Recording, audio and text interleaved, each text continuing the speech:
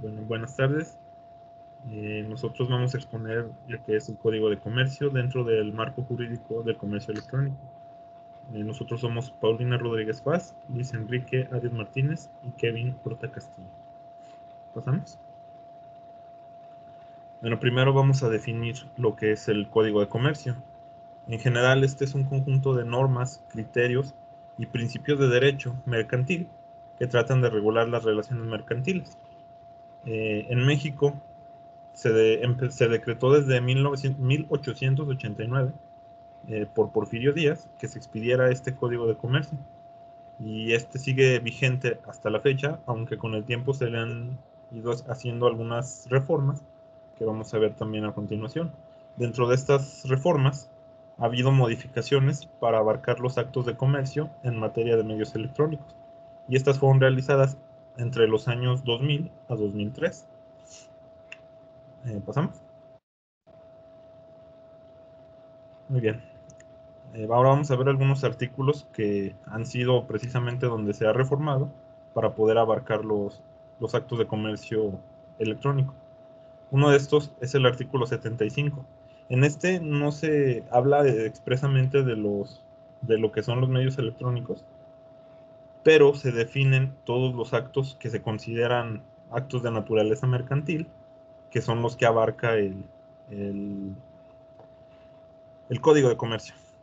Por ejemplo, aquí se nos menciona el punto 1.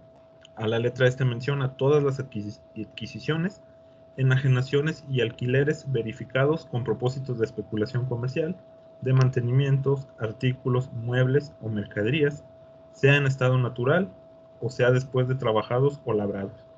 Eso quiere decir que se refiere a todas las compras entre personas o empresas, pero que sean con el fin de revender dichos productos o de llevarlos hacia otros públicos.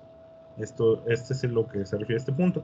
El artículo abarca muchos puntos más que no vamos a ver aquí, solo fue un ejemplo, pero en general este artículo define todo lo que se considera un acto mercantil.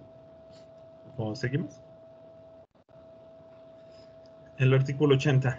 En este artículo se encuentra dentro del capítulo 2 del Código de Comercio y se titula de los contratos mercantiles en general. Aquí ya se empieza a mencionar los medios electrónicos. En este artículo se habla un poco de todo lo que las normas que rigen y los contratos que se deben hacer para llevar a cabo actos mercantiles. Y aquí ya se menciona, por ejemplo, aquí a la letra dice, los convenios y contratos mercantiles que se celebren por correspondencia, telégrafo o mediante el uso de medios electrónicos, ópticos o de cualquier otra tecnología quedarán perfeccionados desde que se reciba la aceptación de la propuesta o las condiciones con que ésta fuere modificada. Podemos pasar a la siguiente. Bueno, en pocas palabras, este artículo nos dice que basta con que exista una propuesta y una aceptación dentro de medios electrónicos para que el acto mercantil quede perfeccionado, como aquí se llama, es decir, que ya se considere un hecho. Pasamos a la siguiente. Bueno, el siguiente artículo que vamos a ver es el 89. Este define algunos conceptos que son necesarios para entender todos los artículos que siguen. Algunos de ellos ya los hemos visto, otros sí son nuevos, pero en general pues son muy sencillos de entender. Por ejemplo, aquí se menciona el destinatario, es la persona designada por el emisor para recibir el mensaje de datos. Ya sabemos más o menos lo que es el mensaje de datos, pero como quiera lo vamos a ver más adelante. El emisor es toda la persona que, que actúa a nombre propio enviando este mensaje de datos. Tiene que ser esto en nombre propio, como menciona aquí, es muy importante que no esté actuando como intermediario, se refiere a la persona que envía el mensaje. Pasamos a la siguiente. Firma electrónica, ya vimos un poco lo que es un conjunto de datos adjuntados o lógicamente asociados que sirven para identificar a la persona que está enviando dicha firma. Esta tiene toda la validez para efectos jurídicos de la misma forma que una firma autógrafa. Incluso aquí se menciona siendo admisible como prueba en juicio. El siguiente punto es la firma electrónica avanzada o fiable. Básicamente es un subtipo de firma pero aquí se menciona que es la que cumple con los requisitos contemplados en las fracciones 1 a 4 del artículo 97 de este mismo código. ¿Podemos seguir?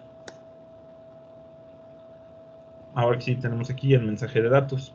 Este mensaje se refiere a la información generada, enviada, recibida o archivada por medios electrónicos, ópticos o de cualquier otra tecnología. Es decir, aquí es la información que se envía entre vendedor y comprador, y no solo la que se envía, sino la que se queda almacenada en cualquier lugar. Y el sistema de información, este se refiere a todo sistema utilizado para generar, enviar, recibir o archivar, o incluso procesar los mensajes de datos que se envían entre emisor y receptor. Continuamos. Bueno, y para continuar tenemos lo que es el artículo 89 bis, que es como un doble del artículo 89. Esta solamente nos dice que no se negarán efectos jurídicos de validez o de fuerza obligatoria a cualquier tipo de información por la sola razón de que sea un mensaje de datos. Y esto más que nada porque pues un mensaje de datos, como lo mencionó mi compañero, pues es cualquier información que esté presente pues en un mensaje. La siguiente, por favor. Más adelante, pues explicaremos lo que es todo esto, estos casos jurídicos. Tenemos el artículo 90, donde se presume que un mensaje de datos, pues proviene de lo que es el emisor. Y para verificar que proviene de este emisor, se puede hacer por tres pasos. El primero es, pues, que lo envía el propio emisor. El segundo es que se usan medios de identificación como claves o contraseñas que el emisor o alguna persona facultada que puede actuar en el nombre del emisor, pues deja como quien dice, su materia lógica en el mensaje. Y la tres es por un sistema de información programado por el emisor o por su nombre para que pues opere automáticamente. La siguiente, por favor.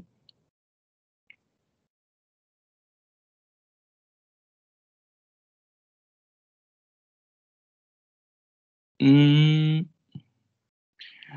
Este, tenemos el 90 bis, que en este caso nos dice que un mensaje de datos ha sido enviado por el emisor y por lo tanto el destinatario, o como también se conoce, parte que confía, puede actuar en consecuencia. Entonces, para esto tenemos dos tipos, que es cuando se ha aplicado de forma adecuada el procedimiento acordado tanto como del emisor como del receptor, y pues con el fin de establecer lo que es de dónde proviene el mensaje efectivamente y tener el conocimiento de ello. Y el dos es que es el mensaje que recibe el destinatario resulte de todos los actos que pues tenemos intermediarios y que le han dado un acceso a algún método utilizado para identificar lo que es el mensaje de datos como propio del emisor. La siguiente, por favor.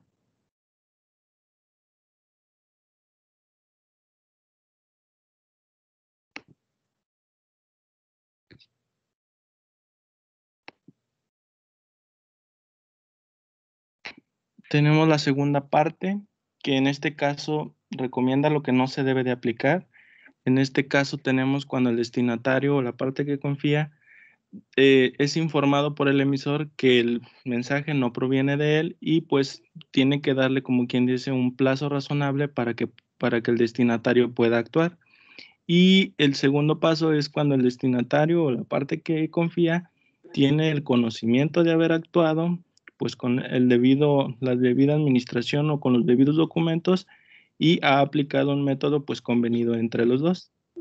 Y pues de probar lo contrario, se presume que se actuó con la debida diligencia si el método que usó el destinatario cumple con los requisitos establecidos en lo que hemos visto del código para verificar lo que es la fiabilidad de las firmas electrónicas. La siguiente, por favor. Tenemos lo que es el artículo 91. Este menciona lo que son los pactos entre el emisor y el destinatario al momento de recibir lo que es un mensaje. Y esto se determina mediante tres etapas. La primera tenemos que el destinatario asigne un sistema de información para la recepción de mensajes de datos y pues esto tiene lugar cuando se ingresa al sistema de información. La segunda es enviar el mensaje de datos a un sistema de información que no sea un sistema de información designado por el destinatario, o en caso de que no exista un sistema de información, el destinatario pueda recuperar el mensaje de datos. La tercera es si el destinatario no ha asignado un sistema de información, entonces la recepción tendrá lugar cuando el mensaje de datos ingrese a un sistema de información que el destinatario por fin haya asignado. Este artículo es aplicable cuando el sistema de información está ubicado en un lugar distinto y se tenga por recibido lo que es el mensaje de datos. La siguiente, por favor. Y por consiguiente tenemos el artículo 91 bis, que nos menciona que es un pacto en contrario entre tanto el emisor como el destinatario, y pues el mensaje de datos se tendrá por expedido cuando se ingrese en un sistema de información que no esté bajo el control del emisor o del intermediario, sino finalmente de lo que es el receptor. El siguiente.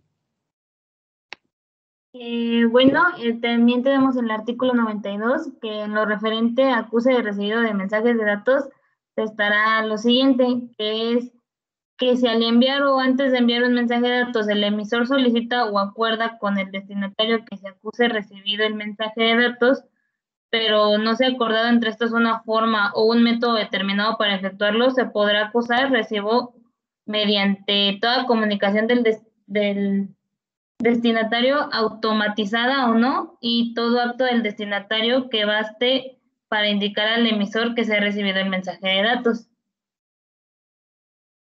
También dentro de este mismo artículo se menciona que cuando el emisor haya solicitado o acordado con el destinatario que se acuse recibo del mensaje de datos, independientemente de la forma o método determinado para efectuarlo, salvo que el emisor no haya indicado expresamente que los efectos del mensaje de datos estén condicionados a la recepción del acuse de recibo, y también si no se ha recibido el acuse de recibo en el plazo solicitado o acordado, o en su defecto dentro de un plazo razonable, atendiendo la naturaleza del negocio. También dentro de este mismo artículo están estos últimos dos puntos, que es cuando el emisor haya indicado que los efectos del mensaje de datos estarán condicionados a la recepción de un acuse de recibo. Se considerará que el mensaje de datos no ha sido enviado en tanto que no se haya recibido el acuse de recibo en el plazo fijado por el emisor o dentro de un plazo razonable, atendiendo a la naturaleza del negocio a partir del momento del envío del mensaje de datos. Y por último, cuando en el acuse de recibo se indique que el mensaje de datos recibido cumple con los requisitos técnicos convenidos o establecidos en ley, se presumirá que ello es así.